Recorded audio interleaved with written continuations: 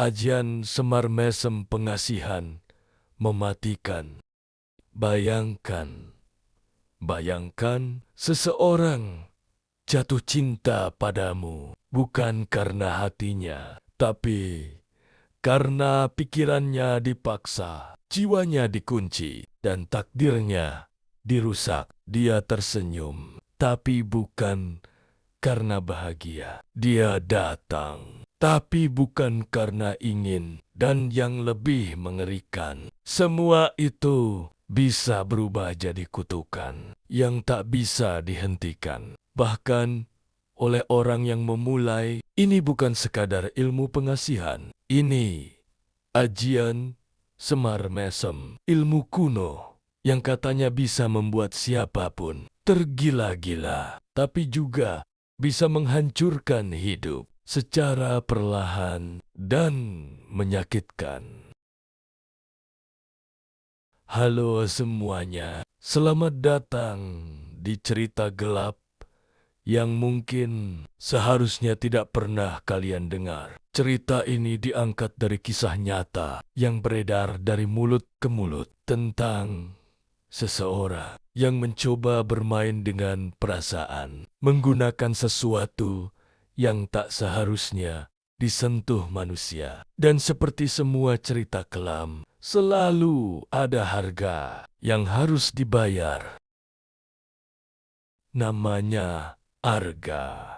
Pria biasa, hidup sederhana, bekerja sebagai karyawan toko di kota kecil. Hidupnya tenang. Sampai suatu hari, dia melihat seorang perempuan namanya Dinda. Cantik, lembut, dan sudah punya pasangan. Sejak hari itu, Arga berubah. Dia mulai memperhatikan setiap gerak-gerik Dinda, menunggu di tempat yang sama, berharap bisa bertemu meski hanya sekilas. Awalnya, itu hanya rasa suka, tapi lama-lama berubah menjadi obsesi. Dia tak bisa tidur, tak bisa makan, bahkan mulai berbicara sendiri. Dan di titik itulah, dia mulai mencari jalan pintas. Suatu malam, temannya berkata, "Kalau cuma cinta biasa, kamu gak bakal bisa dapetin dia. Tapi kalau kamu berani, ada cara lain." Arga dibawa ke sebuah tempat di pinggir desa, gelap, sunyi, dan terasa tidak wajar. Di sana tinggal seorang pria tua. Orang-orang menyebutnya orang pintar, tapi tatapannya lebih menyerupai sesuatu yang tidak manusiawi. Pria tua itu hanya tersenyum saat Arga menceritakan semuanya. "Kamu mau dia mencintaimu." Arga mengangguk. "Tapi kamu siap kehilangan segalanya?" Arga terdiam. Namun dia tetap berkata, "Iya." Dan disitulah semuanya dimulai.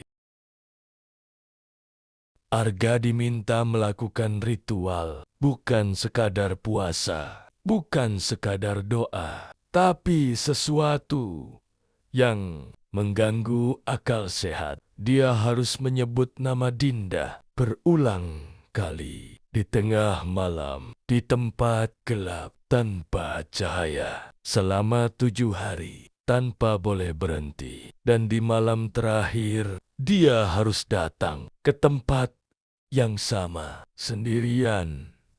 Malam itu, angin terasa dingin, suara-suara aneh mulai terdengar. Dan di belakangnya, ada yang berdiri. Arga tidak berani menoleh. Tapi suara itu jelas, keinginanmu akan terkabul. Tapi ingat, dia bukan milikmu. Dia hanya akan terikat padamu. Beberapa hari setelah ritual, Dinda berubah. Dia mulai sering menatap Arga. tanpa alasan, mulai mencari-cari alasan untuk dekat. Dan suatu hari, dia datang dengan mata kosong dan senyum yang terasa salah. Aku nggak tahu kenapa, aku cuma pengen dekat kamu. Arga bahagia awalnya, tapi kebahagiaan itu tidak bertahan lama. Dinda mulai berubah. Dia tidak bisa jauh dari Arga. Sedikit saja ditinggal, dia panik, menangis, menjerit, bahkan melukai dirinya sendiri. Dia tidak lagi seperti manusia normal. Dia seperti dikendalikan. Suatu malam, Dinda datang ke rumah Arga dengan kondisi berantakan dan berkata, "Aku capek, tolong lepaskan aku." Arga terdiam karena dia sadar ini bukan cinta, ini penjara. Arga mencoba kembali ke pria tua itu, tapi tempat itu kosong, tidak ada siapa-siapa, seolah tidak pernah ada. Dinda semakin parah. Dia mulai melihat sesuatu, berbicara sendiri, dan sering berkata, ada yang marah, ada yang gak suka, dan puncaknya suatu malam Dinda ditemukan tidak bernyawa, dengan wajah tersenyum, tapi matanya terbuka. Sejak saat itu, Arga menghilang. Ada yang bilang dia gila, ada yang bilang dia dibawa sesuatu, tapi yang pasti ajian itu tidak pernah benar-benar hilang, karena setiap keinginan yang dipaksakan, setiap hati yang dipermainkan akan selalu meninggalkan sesuatu yang menunggu untuk dibayar. Bagaimana kalau orang yang sudah mati ternyata belum benar-benar pergi? Dan yang lebih mengerikan, bagaimana kalau yang mencintai kita secara paksa itu masih terus mencari kita, bahkan setelah kematian? Ini bukan lagi soal cinta, ini soal sesuatu yang sudah terlanjur terikat dan tidak bisa dilepaskan meski nyawa sudah jadi taruhannya. Cerita ini tidak berhenti saat Dinda meninggal, karena sesuatu yang sudah dipanggil tidak akan pergi begitu saja. Dan Arga ternyata belum benar-benar hilang. Beberapa minggu setelah kejadian itu, warga mulai resah. Ada yang sering melihat seorang perempuan berdiri di pinggir jalan, diam, menatap kosong, dan yang membuat bulu kuduk berdiri. Wajahnya sangat mirip Dinda, tapi ada yang salah. Matanya terlalu kosong, senyumnya terlalu lebar, seolah bukan manusia. Suatu malam, seorang pengendara berhenti karena perempuan itu tiba-tiba muncul di depan motornya. Saat dia bertanya, "Kenapa Mbak di sini sendirian?" Perempuan itu hanya menjawab pelan, "Aku lagi nunggu." Arga.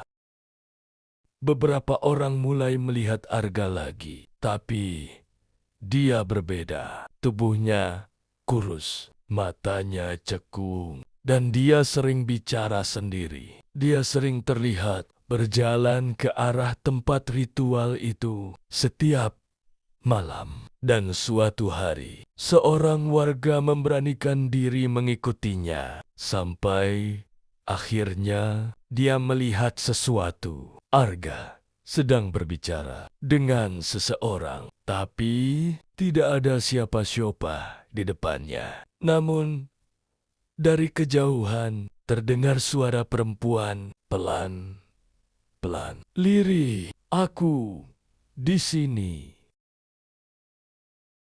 Seorang tetua desa akhirnya angkat bicara. Katanya, "Ajian Semar Mesem bukan sekadar pengasihan, tapi ikatan antara keinginan dan sesuatu yang dipanggil. Dan jika ikatan itu diputus secara paksa, maka akan ada yang marah. Dan yang lebih mengerikan, yang terikat tidak akan benar-benar mati. Mereka hanya berubah bentuk dan tetap mencari. Gangguan mulai terjadi. Orang-orang mulai bermimpi sama. Seorang perempuan memanggil nama mereka, meminta tolong. Tapi saat didekati, wajahnya berubah menjadi menyeramkan. Anak-anak kecil mulai menangis di malam hari, mengaku melihat mbak-mbak tersenyum di jendela. Dan setiap kali itu terjadi, selalu terdengar satu nama, Arga. Tetua desa memutuskan ini harus dihentikan. Mereka mencari Arga dan akhirnya menemukannya di tempat ritual itu. Dalam kondisi setengah sadar, dia terus mengulang satu kalimat, "Aku nggak bisa lepas. Aku nggak bisa lepas." Saat mereka mencoba menariknya, tiba-tiba angin kencang datang. Suara tawa terdengar, dan dari kegelapan muncul sosok itu, perempuan dengan wajah yang tidak lagi manusia.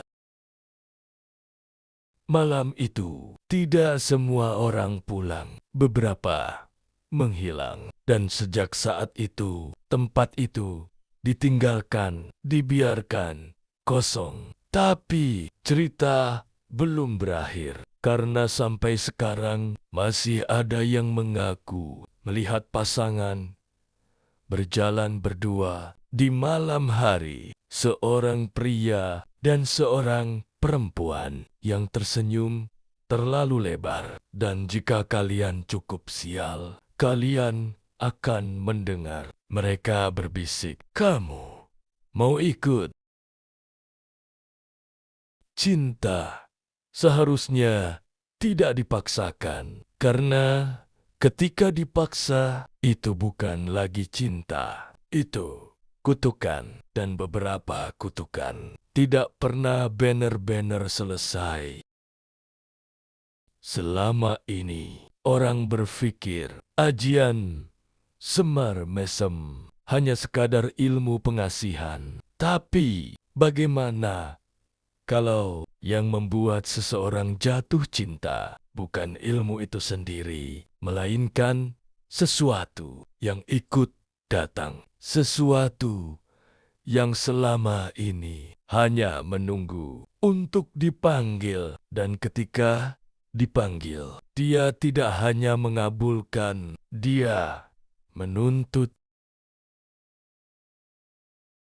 Seorang pemuda bernama Raka penasaran. Dia bukan warga asli, tapi datang karena mendengar cerita itu. Dan dia menemukan sesuatu, sebuah catatan lama milik tetua desa terdahulu. Di dalamnya tertulis bahwa ilmu itu bukan sekadar ajian, tapi perjanjian. Perjanjian dengan sesuatu yang disebut penjaga rasa, makhluk yang tidak terlihat, tapi hidup dari emosi manusia, terutama nanbilan, cinta, obsesi, dan penderitaan. Dalam catatan itu dijelaskan bahwa setiap orang yang menggunakan ajian itu sebenarnya tidak membuat orang lain jatuh cinta. Mereka hanya membuka jalan bagi sesuatu untuk masuk, dan sesuatu itu akan mengambil alih perasaan targetnya, mengubahnya menjadi keterikatan yang tidak wajar. Tapi sebagai gantinya, makhluk itu akan ikut terikat, dan semakin kuat emosinya, semakin kuat pula keberadaannya.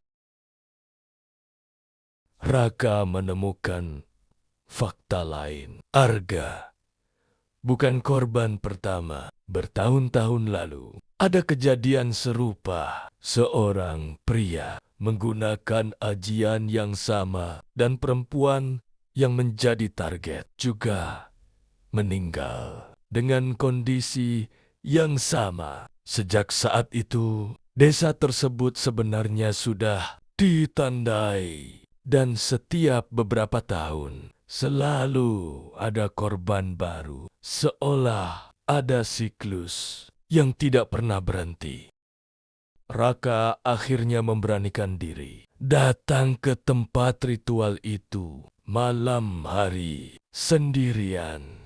Awalnya tidak ada apa-apa sampai dia mendengar suara tawa yang sangat pelan. Lalu dari kegelapan muncul sosok perempuan. Wajahnya berubah-ubah. Kadang Dinda, kadang wajah lain, dan kemudian untuk sesaat Raka melihat wajah aslinya. Bukan manusia, bukan hantu biasa, tapi sesuatu yang seperti bayangan hidup dengan senyum yang terlalu lebar dan mata yang kosong.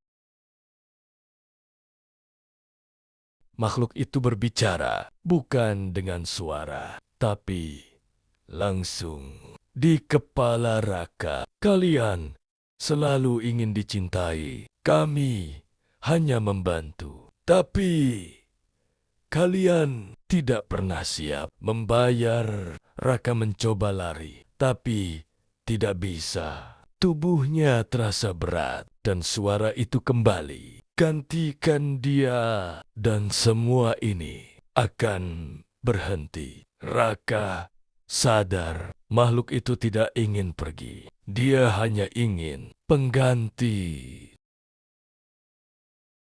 Keesokan harinya, Raka ditemukan duduk di pinggir jalan dengan senyum yang aneh. Beberapa hari kemudian, orang-orang mulai melihat seorang perempuan baru sering berjalan di dekatnya, menatap Raka dengan cara yang sama seperti Dinda dulu. Dan saat seseorang bertanya, "Sejak kapan kalian dekat?" Raka hanya tersenyum dan menjawab, "Dari awal, dia memang untukku."